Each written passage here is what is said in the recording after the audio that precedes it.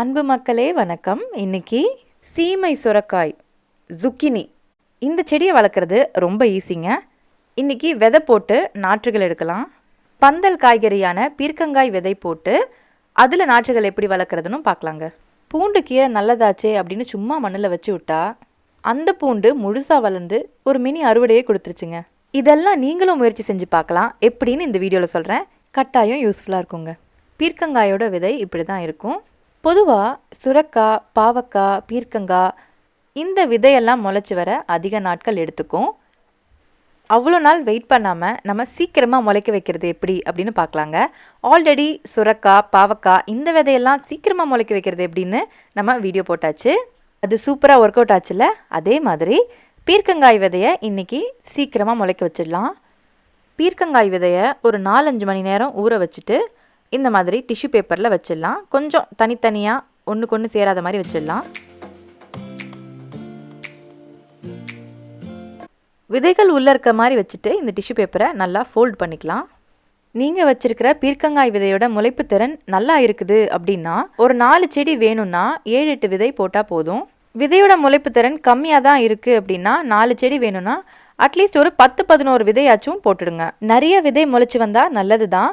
ஒரு பேக்கப்புக்கு கூட நம்ம ஒரு சில நாற்றுகளை தனியாக எடுத்து வச்சுக்கலாம். புதுசாக விதை வாங்கும்போது முளைப்பு திறன் நமக்கு தெரியாது. அந்த மாதிரி இருக்கும் பட்சத்தில் நீங்கள் விதை வாங்குகிற இடத்துலையே வாங்கும்போதே இந்த விதையோட முளைப்பு திறன் என்ன அப்படின்னு சுமார் ஒரு ஐடியா கேட்டு தெரிஞ்சுக்கோங்க. பீர்க்கங்காய் விதையை டிஷ்யூ பேப்பருக்குள்ளே வச்சு நல்லா ஈரப்பதமாக இருக்க மாதிரி பார்த்துக்கிட்டாச்சு. பாருங்கள், அதிகமான தண்ணிலாம் இருக்காது.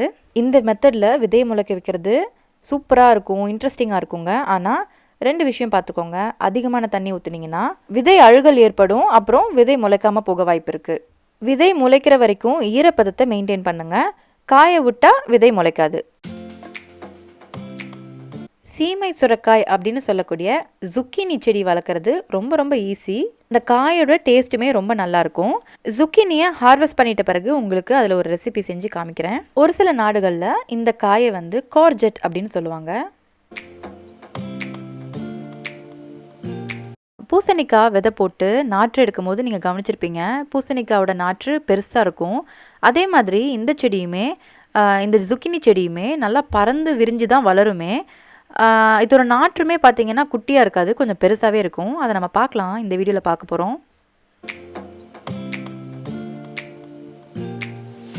போன வருடம் தோட்டத்து மண்ணிலே இந்த zucchini செடியை டைரெக்டாக வளர்த்தேன். இந்த செடியை வந்து இலை அட்டையெல்லாம் வந்து பயங்கரமாக சாப்பிடும். என்னோடய வீட்டு தோட்டத்தில் இலை அட்டையும் நத்தைக்கும் பஞ்சமே இல்லை. 1000 கணக்கில் கூட இருக்குங்க. மழைலாம் பெஞ்சதுன்னா சொல்லவே வேணாம். கண்டினியூஸாக மழை பெய்யும் போது ஒரு நாள் நைட்டு விட்டுட்டு அடுத்த நாள் காலையில் பார்த்தோன்னா செடியெல்லாம் நல்லா பிரித்து மேய்ஞ்சிருக்கும். இதுவே இந்த செடியை வந்து தொட்டியில் வச்சோன்னா கொஞ்சம் ஈஸியாக இருக்குமே அப்படின்னு சொல்லிட்டு இந்த வருடம் வந்து நான் தொட்டியில் தான் வச்சுருக்கேன். அதனால் இலையட்டை நத்தை ப்ராப்ளம்லாம் இல்லை. செடி நல்லா செழிப்பாகவே வளர்ந்துட்டுருக்குங்க.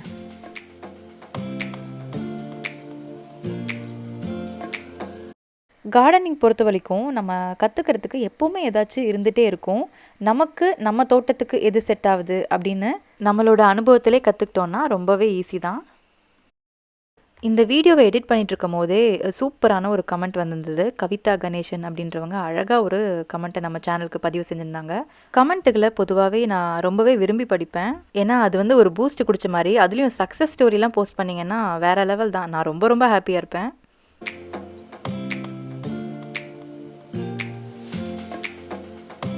நாலு விதை போட்டோம்.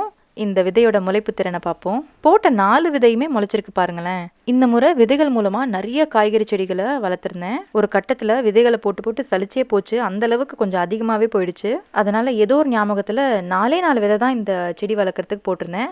இன்னும் ஒரு 3-4 விதையாச்சும் சேர்த்து போட்டுருந்துருக்கலாம் போல். அதோட காரணம் வந்து நான் உங்களுக்கு சொல்கிறேன்.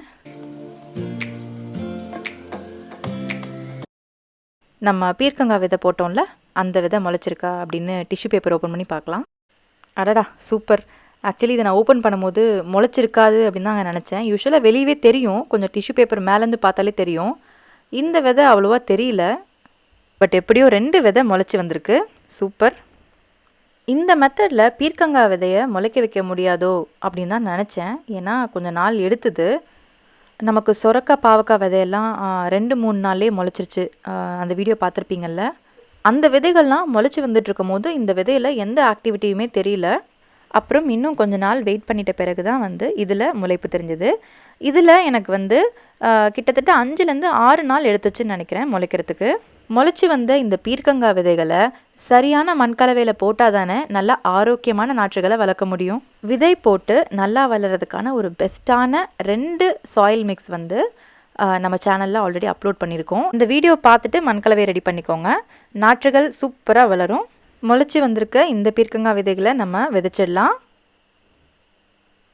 மற்ற 3 முளைக்காமல் இருக்கு இல்லையா, அதை மறுபடியும் அந்த டிஷ்யூ பேப்பர் மெத்தடில் முளைக்க வைக்கிறதுக்கு வெயிட் பண்ணலாங்க.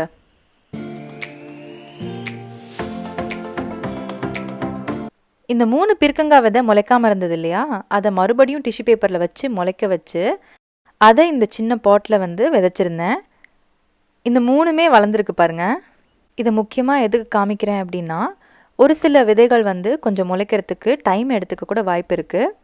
அது நம்மக்கிட்ட இருக்க விதையோட குவாலிட்டியை பொறுத்தது. நம்ம சரியான மண்கலவையில் விதைகளை விதைச்சதுனால நாற்றுகளும் நல்லா செழிப்பாக அழகாக இருக்குது பாருங்கள் பார்க்குறதுக்கு. zucchini விதைகள் போட்டோம்ல, சீமை சுரக்காய், அதோட அப்டேட் பார்க்கலாம். மண்கலவையில் வந்து தோட்டத்து மண், cocopeat, chicken manure, compost, bone meal இதெல்லாம் சேர்த்துருக்கேங்க. zucchiniயோட ஒவ்வொரு நாற்றுகளும் எப்படி நல்லா ஸ்பேஸ் எடுத்து வளர்ந்துருக்கு பாருங்கள். நம்ம 4 விதை போட்டிருக்கோம், இதில் 4 நாற்றுகள் தான் இருக்குது. இந்த zucchini விதை வந்து போட்டு ஒரு 4-5 நாள்லேயே முளைச்சிடும். இது வந்து சீக்கிரமாக முளைக்கக்கூடிய ஒரு விதை தான். இந்த zucchini செடி வைக்கிற மண்கலவையில் வந்து கண்டிப்பாக கம்போஸ்ட்டோ வேர்மி கம்போஸ்ட்டோ இல்லைனா நன்கு மக்கிய மாட்டு உரம் கண்டிப்பாக சேர்த்துக்கோங்க. ஏன்னா இதெல்லாம் சேர்த்தோன்னா சூப்பராக க்ரோத் இருக்கும்.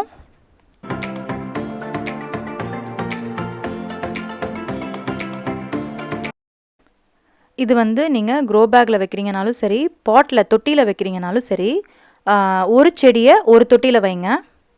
zucchini நாற்றுகளே வந்து நல்லா ஸ்ப்ரெட்டாகி வளர்ந்துருக்குல்ல, அதுவே இன்னும் கொஞ்சம் போக போக பார்த்தீங்கன்னா செடி நல்லா பெருசாக இருக்கும். ரொம்ப பெரிய ஏரியாவை கவர் பண்ணுற மாதிரி தான் வளரும். அதனால் கட்டாயமாக ஒரு தொட்டிக்கு ஒரு செடி வைக்கிறது தான் வந்து கரெக்டான ஒரு முறை.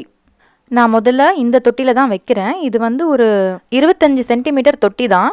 நிறைய செடி வளர்த்துட்ருக்கிறதுனால பார்த்திங்கன்னா நமக்கு தொட்டியே பத்த மாட்டேங்குது. அதனால் இதுதான் இருக்குது இப்போதைக்கு.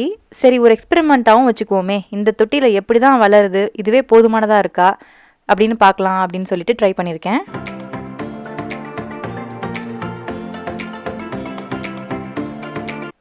இப்போ வந்து zucchini நாற்றுகளை தொட்டி மாற்றி வச்சிட்ருக்கோம். முதல்ல வளர்ந்த 2 இலைகள் தவிர இன்னும் 3 இலைகள் வந்துருச்சு. இந்த செடியை வளர்க்கும் போதெல்லாம் இவ்வளோ சின்னதாக இருக்கே, இது வந்து பெருசாகுமா அப்படின்னு நினைக்கும் போது திடீர்னு ஒரு 2 நாளில் பார்த்தீங்கன்னா கடகடன்னு ரொம்ப பெருசாக வளர்ந்துடும். எப்போவுமே செடிகளை வந்து முதல் முறையாக நமக்கு வளர்க்கும் போது இதுக்கு அடுத்த ஸ்டேஜ் எப்படி இருக்கும் அப்படின்ற ஒரு கொஷின் இருந்துகிட்டே இருக்கும். எனக்கு கிடைச்ச இந்த அனுபவங்கள்லாம் நீங்களும் இந்த செடிகள்லாம் வளர்க்கும் போது கண்டிப்பாக ஹெல்ப்ஃபுல்லாக இருக்கும்னு நினைக்கிறேன். ஓகேங்க, சீமை சுரக்காய் zucchini செடியை மாற்றி வச்சாச்சு.